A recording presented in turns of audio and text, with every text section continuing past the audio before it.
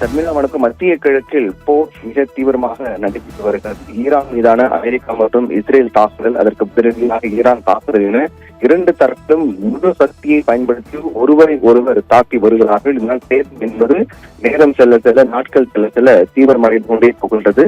அதில் மிக முக்கிய ஒன்றாக அயதுல்லா அலி கமேனி கொலையை அடுத்து லெபனான் இந்த போரில் இறங்கினார்கள். அதாவது அயதுல்லா அலி கமேனியின் கொலைக்கு கண்டனம் தெரிவிக்கக்கூடிய வகையில் லெபனான் நாட்டில் ஹிஸ்புல்லா அமைப்பு செயல்பட்டு வருகிறது. அவர்கள் இஸ்ரேலுக்கு எதிராக பல்வேறு இடங்களை குறிவைத்து தாக்குதல் நடத்தினார்கள். ஏவுகணை தாக்குதல் என்பது நடத்தப்பட்டது. அதனால் ஈரானை தாண்டி இந்த போர் லெபனான் என்ற நாடும் இந்த போர் வளையத்துக்குள் கொண்டு வரப்பட்டிருப்பது இன்னும் பதற்றத்தை அதிகரிக்க செய்வதாக இருந்தது. இந்நிலையில்தான் லெபனான் நாட்டிற்கும் இஸ்ரேல் கடுமையான பதிலடி கொடுத்து வருகிறார்கள். ஒருபுறம் ஈரானுக்கு பதிலடி, ஈரான் மீதான தாக்குதல், அதைத் தொடர்ந்து லெபனான் மீதான தாக்குதல் என்பது இஸ்ரேலின் போர் என்பது தீவிரமடைந்து வருகின்றது.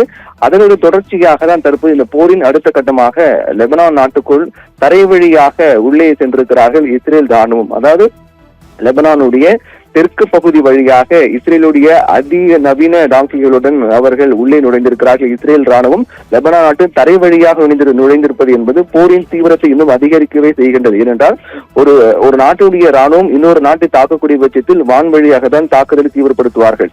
தற்போது வரையிலும் ஈரான் மீது வான்வழி தாக்குதல் மட்டுமே தீவிரமாக நடந்து கொண்டு வருகிறது. இந்த போரில் முதல் முறையாக தரை வழியாக லெபனான் நாட்டுக்குள் இஸ்ரேல் ராணுவம் நுழைந்திருக்கிறார்கள் என்பது மிக தீவிரத்தன்மையை காட்டுகிறது. என்றால் தரை வழியாக உள்ளே நுழைகிறார்கள் என்றால் ஒட்டுமொத்தமாக அந்த பகுதி முழுவதும் அவர்கள் கட்டுப்பாட்டுகள் கொண்டு வரப்படும். ராணுவ நடவடிக்கை என்பது மிக தீவிரமாக மேற்கொள்ளப்படும். தாக்குதலும் மிக தீவிரமாக இருக்கும். வான்வழியை விட தரை வழியாக உள்ளே சென்று தாக்கும் போது அவர்கள் உள்ளே செல்லத்தில் அந்த பகுதி முழுவதும் அவர்கள் கட்டுப்பாட்டுக்குள் வரும் என்பதுதான் உண்மை. அந்த அடிப்படையில் தான் தரைவழி தாக்குதல் மிக தீவிரமான தாக்குதலாக பார்க்கப்படுகிறது. அதன் தொடர்ச்சியாக தான் லெபனானுடைய தெற்கு பகுதி வழியாக அதிநவீன ஆயுதங்களோடு இஸ்ரேல் ராணுவம் தரை வழியாக நுழைந்திருக்கிறார்கள். தரைவழி தாக்குதலை தொடுத்திருக்கிறார்கள். இது போரின் அடுத்த கட்டத்தை நோக்கி நகருவதாக இருக்கின்றது. ஏற்கனவே லெபனான் மீதான தாக்குதலில் கிட்டத்தட்ட 30க்கும் மேற்பட்டோர் பலியானதாக அந்த நாட்டு அரசு தெரிவித்தார்கள்.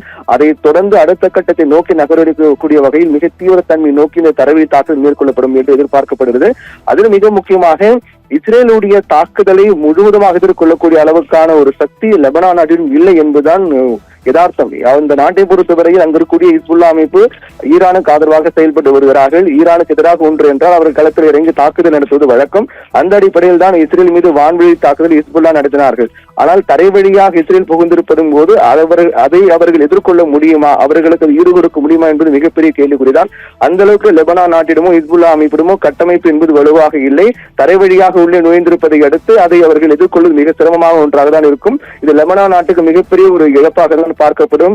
இதில் மிக முக்கியமான விடயம் என்னவென்றால், ஏற்கனவே ஹிஸ்புல்லா அமைப்பினுடைய ராணுவ நடவடிக்கை லெபனான் அரசு கடும் கண்டனம் தெரிவித்தார்கள். அதாவது உடனடியாக ஹிஸ்புல்லா தங்களுடைய ஆயுதங்களை உடனே ஒப்படைக்க வேண்டும் என்றும், ஒரு அரசியல் அமைப்பாக மட்டுமே ஹிஸ்புல்லா செயல்பட வேண்டுமே தவிர ராணுவ நடவடிக்கை ஈடுபடக்கூடாது என்று லெபனான் அரசு தெரிவித்தார்கள். ஆனால் அரசையும் மீறி அந்த தீவிரவாத அமைப்பு செயல்பட்டு வரக்கூடிய நிலையில் இதை முறியடிக்கக்கூடிய வகையில் இஸ்ரேல் தரப்பு தலைவழியாக உள்ளே புகுந்திருக்கிறார்கள். இந்த நடவடிக்கைக்கு பின்னணியில் ஏற்கனவே லெபனான் மீதும் இஸ்ரேல் படைகள் தொடர்ந்து தாக்குதல் நடத்தி வருகின்ற சூழ்நிலையில் லெபனானில் மேலும் சில பகுதிகளை கைப்பற்றி தங்கள் கட்டுப்பாட்டுக்குள் கொண்டு வர இஸ்ரேல் ராணுவத்திற்கு அனுமதி வழங்கப்பட்டிருக்கிறது. இந்த அனுமதியை இஸ்ரேல் நாட்டினுடைய பாதுகாப்பு அமைச்சர் இஸ்ரேல் காட்ஸ் தெரிவித்திருந்தார். இதை பற்றி அவர் பேசும்போது, இஸ்ரேல் எல்லையில் வாழக்கூடிய மக்கள் மீதான தாக்குதல்களை தடுப்பதற்காக லெபனானின் கூடுதல் பகுதிகளை கைப்பற்றி கட்டுப்பாட்டுக்குள் கொண்டு வர இஸ்ரேலிய பாதுகாப்பு படைகளுக்கு இஸ்ரேல் பிரதமர் பெஞ்சமின் நேதன்யாகவும் நானும் அனுமதி